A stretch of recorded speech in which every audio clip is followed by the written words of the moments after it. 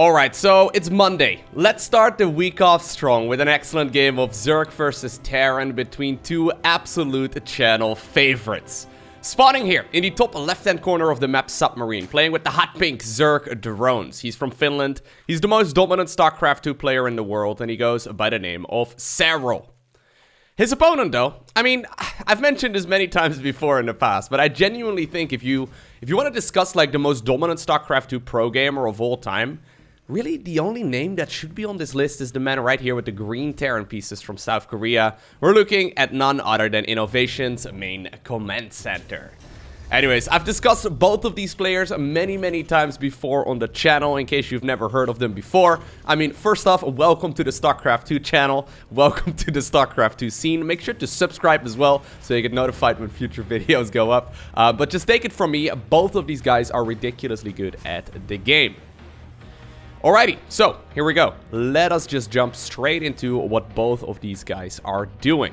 I'd be surprised, honestly, to see anything super out of the ordinary. The thing is, they are both very well known for being standard, right? So INnoVation had this crazy phase where he was just proxy Rex rushing every single game. I actually brought up a grand finals not that long ago in one of my previous videos where I mentioned that I thought it was Maru who ended up proxy 4 gating or proxy 3 gating, or proxy 3 Rexing rather, like 7 games in a row, but it was actually INnoVation that ended up doing it, which is kind of ironic because INnoVation's nickname, of course, is The Machine. He's known to have ridiculously good macro, and back in the earlier days of StarCraft 2, he ended up winning a lot of tournaments just because of the fact that he had such good macro. These days, though, I mean, players like Serral have absolutely impeccable macro. You can't really differentiate yourself anymore at the highest level of the game just by making a lot of stuff. I mean, obviously, that's still one of the pillars of SC2, but just making a lot of stuff is really not going to cut it. You have to be good at many different aspects of the game. But yeah, just take it from me. Both of them very good at making lots of units. So look at this. Bit of a curious opener here by INnoVation. The gold standard in this matchup is to go for a Reaper first, and then to follow it up with a Marine just in case your opponent decides to go for an aggressive Zergling push. Already, a couple of Zerglings right here have made their way towards the bottom section of the map. They're waiting for this Reaper to show himself right here to this, I guess this is the second Overlord, the one that Serral made first. It's not happening though. This Reaper is staying at home, so that does mean that Serral is not likely going to be able to scout what exactly is going on here inside of the main base of the Terran player. So let's have a look. It's going to be a barracks into a command center, into a reactor, and then another barracks, if I'm not mistaken. And now he's following it up with a factory. So this is very uncommon. Generally speaking, what we see is a barracks into a factory, into a third command center, then a starport, or barracks into factory, starport, then a third command center at the front. Here come the Zerglings. Are they going to be able to figure out what's going on? There's only 2 Marines. SCV, ooh, almost preventing that one from being lifted. That supply depot, that is. Luckily here for INnoVation, he ends up losing no SCVs there on the low ground. And as well, luckily for him here, he has no scout inside of the main base, right? So that does mean that Serral at this point does not know what is happening. So he's going to be going right here for the Stimpak upgrade inside of his main base as well. Now, this looks an awful lot like a 16 Marine drop, which is one of those build orders that was very popular a couple of years ago. We saw it in pretty much every single Zerg versus Terran then, but these days, it's really fallen out of favor just because Zerg players have gotten ridiculously good at just simply dealing with that Marine drop. So generally speaking, the 16 Marine drop, it will hit about 5 minutes and 10-ish seconds, depending on how good you execute it. Serral, I don't think at this point is aware of exactly what is going on, but this is one of those builds that standard Zerg build orders just tend to counter most of the time. As long as you at least have a rough understanding of what the Terran player is going for, and you can see the fact that they are lacking a third CC at the front, that makes things pretty easy. Now, he's going to go for that single evolution chamber, so I guess this will be a quick carapace upgrade for him. Now, he is actually switching over. Hold up. He actually switched up. Oh, wow. Okay, this is actually kind of neat. He's going for a bunch of Hellions right now while simultaneously also producing the 2 Medivacs. So, strange build order right here for INnoVation, but I kind of like it. Now, this obviously comes at a significant cost, right? So notice here, there's no third command center anywhere. Serral notices this as well. Generally speaking, the latest third CC right now that we see in macro games is 4 minutes and 20 seconds. So 420 third CC is what we normally have. Yeah, there it is, by the way. The armory is coming up. This is going to be an engagement that needs to deal damage. A lot of Zerglings are coming up. Serral just now set up the lair, which I actually don't think is the correct move. He does have a bunch of queens, but no Yeah, no Roach Warren or Baneling Nest. There it is. Finally, the Baneling Nest is coming up. So he's looking to get that really quick. Actually, this... Oh, okay. So hold up here for a second. How many Marines are we talking here? This is like 15 Marines? No, it's like 13 Marines over here. Regardless, this right now looks like a 16 Marine drop. I'm actually really excited about what INnoVation is doing here. I haven't quite seen this before. So Serral does eventually send in an Overlord here. He sees what's going on, but right now this is a little bit odd. He sees 2 reactors, one right here on the starport and then one on the factory. So this is not something we normally have. I think Serral at this point is assuming that it's a 16 Marine drop, but there's Hellions. Baneling Nest is not done yet. Now a bunch of Hellbats all of a sudden show up together with those Marines. Alright, so let's see how much damage he can do. Now this is a lot of Queens.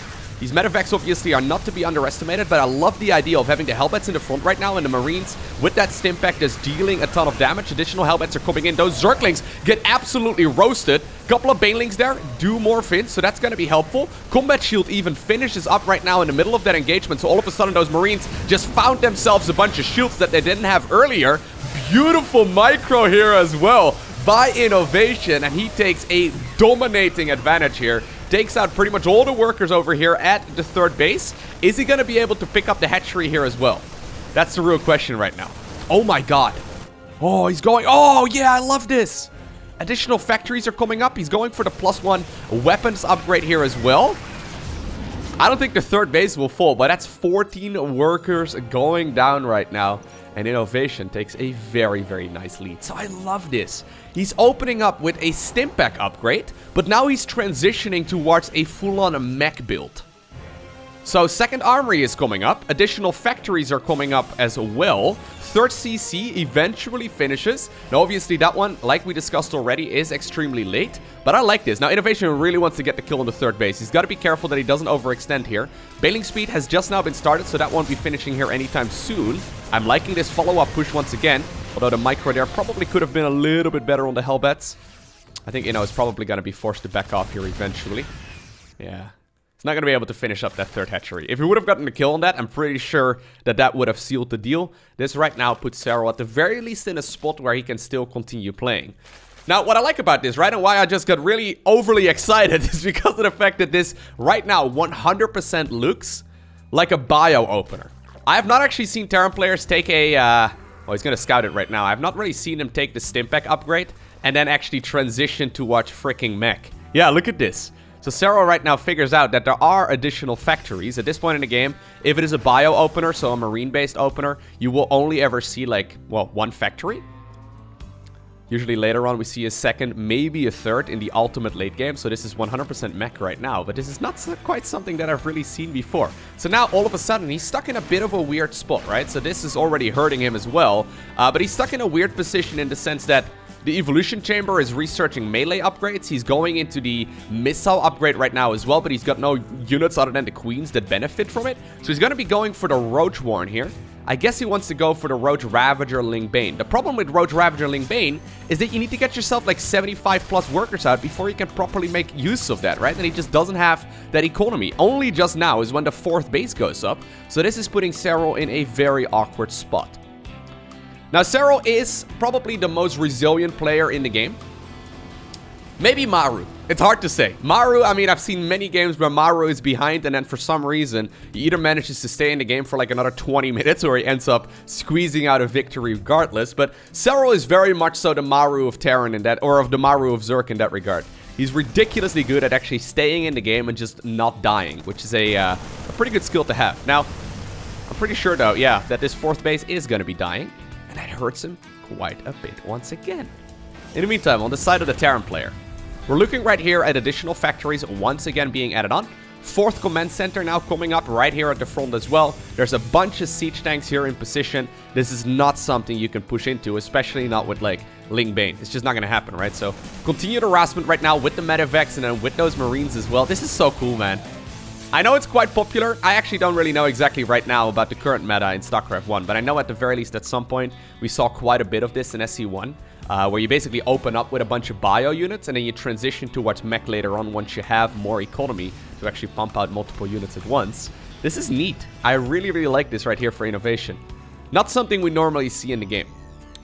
Now, okay, this is cool. Man, this is a really cool game of SC2.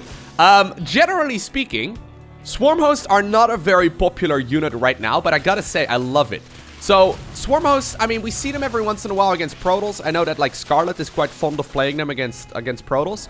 Generally speaking, we don't see them that often right now in macro games of ZBT. However, if there is a combat, or a comeback unit, rather, available for the Zerg, it is certainly the Swarm Host.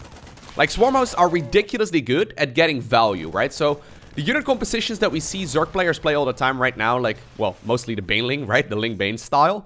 They're just not cost efficient at all. So you will see the Zerg, just like we have right now, just losing way more resources than the Terran. However, Swarm Hosts, and there we go, are some of the most cost efficient units in the game. So a couple of Locos right now are flying on over towards the third base. For those of you unfamiliar, by the way, the Swarm Host basically has an ability to spawn Locust, but it's only available like every, I don't know, like 40 seconds or so. Meaning that, you know, while obviously on your cooldown, oh my god, this is neat. Yeah, he's not going to be able to use those Swarm Hosts very effectively at all. So it's all about trying to slow down this Terran player. Swarm Hosts have one big weakness though, and that is obviously their cooldown. But then secondly, I guess as well, the fact that they take up a lot of supply. So besides the fact right now that, you know, Serral has a very, very large army when it comes to the supply count. Realistically speaking, I mean, it's really not that big, right? Like, look at the amount of units that he's actually got. He doesn't have that much. One thing, though, that you can do with Swarm Host, especially when you have this insane creep spread, by the way, which I think we can all compliment Serral on as well, is you can buy a lot of time, right? So these Locust waves here constantly are dealing damage, and they're forcing this Terran player to leapfrog this very slow Terran army forward as well. Love the Baneling connections here. A couple of Swarm Hosts, or sorry, a couple of Corrosive Balls there, landed as well by the Ravagers. Swarm Hosts deal a little bit of damage over at the third base, and this kind of like forces INnoVation's hand. I mean, he's got the base up there, so he's got the fourth base secured as well, but this is the army where we need to be looking right now, right? And Serral's waiting right now. There we go. Swarm Hosts are going to have their Locust available once again. He may actually be saving them all up as well to be able to go for one really big wave. Nah, he's actually going to activate it once more. So he's activating like half of the Swarm Hosts at once, and then activating the other half. So he's optimizing the amount of time that he's actually got units available for. Well, here we go. Serral moving in from multiple angles. Once again, backs up. He gets a huge clump right there of siege tanks. Big misplay right there by INnoVation, who's actually heavily overstaying his welcome right now. He's been trying to push on the creep here for like the last 5 minutes, but it's just not working out, man. You gotta give up in a situation like this and just back up. Yeah, oh my god, Serral takes it. Oh my god, dude. Serral's now 40 supply up. I brought up earlier how resilient this finisher is. This is a great example. Right now, when it comes to resources lost as well, you can see that it's pretty much even. That said, though, I mean, even though he's very heavily ahead right now when it comes to the supply count, he doesn't actually have... What is this? What? INnoVation, what was that? I guess he's preoccupied right here with a Locust wave over at his third base. But yeah, Serral's very good at being resilient here. What I was trying to say is, like, Serral right now is basically maxed out, right, for all intents and purposes. This Terran army will get a lot more powerful as it grows. I think Swarm Hosts are fantastic if you can keep your opponent contained on, say, like, I would say, like, 150 supply, like, lower than 150 supply. If Terrans go above that, generally speaking, Swarm Hosts seem to fall off. But despite the fact that the finisher here was very far behind earlier, he's now found himself in a very, very, oh my god, very nice advantage there as well. At the same time, while that small group of hits, or a small group of Hellbats there tries to get something done, Serral engages the planetary fortress and shuts it down. Locust once again come in from the side. Big misplay was made right there by INnoVation, and he's paying the price right now, man. This is actually insane. I'm pretty sure pretty much all of the Zerg players out there would have lost right from that position that we saw Serral be in earlier today, but look at this. He's actually winning. I think he's winning here. I mean, right now, we're looking at essentially one base Terran economy, because these others are completely mining out. Serral is getting himself the +3/+3 upgrades, as well as the adrenal glands. So this Ling Bane, Roach Ravager, Swarm Host force is just going to get more and more powerful. And this, oh my god, this hit squad here from Terran is not going to do anything. So I love the idea of what INnoVation was going for in this game, right? Opening up with the bio, going into the Mech later on as well. Really lovely push as well with that Stimpack upgrade and those Hellbats completely blindsiding Serral there. But his follow-up was, I mean, questionable to say the least, right? I mean, He ended up pushing through the center of the map in the slowest way possible, which is exactly what the Swarm host player wants. That way, obviously, the free units are available multiple times in a row, and, well, INnoVation was just giving Serral exactly what he was looking for. Looks like the main base has lifted up and tries to go on over right now towards the fourth base, but this is going to be a very difficult one to secure. The Swarm host from earlier still alive as well, and while Serral is winning the fight up on the northern section of this battle screen here, he's also winning the engagement here on the bottom. It looks like even the third command center may be in a little bit of trouble. Serral right now doing the Serral thing where he's giving up lots of units, knowing fully well that he's bleeding out his opponent right now. He's trying to create like a chokehold on this Terran player here, just throwing away unit after unit after unit just to make sure that this Terran player here suffocates and eventually has to tap out of the game. Now, he's got to be careful that he doesn't throw away too much. At no point in this game has Serral actually been able to secure a really strong economy, but oh my god, that's like 5 mules going down. Oh, I think that's it, man. Look at the creep spread here as well. So ridiculous. Yeah, Serral is tightening the noose. I mean, I feel like I've played out that analogy by now, right? But that's really what he's trying to do here. He's just maxing out over and over and over again, just trying to make a lot of units. Here come a couple of lings once again over at the third base. A siege tank ends up killing a bunch of his own buddies. Those SCVs, they died to the splash damage, and this looks like an awfully vulnerable base to me. I mean, unless the Terran player can somehow, some way distract this Zerg.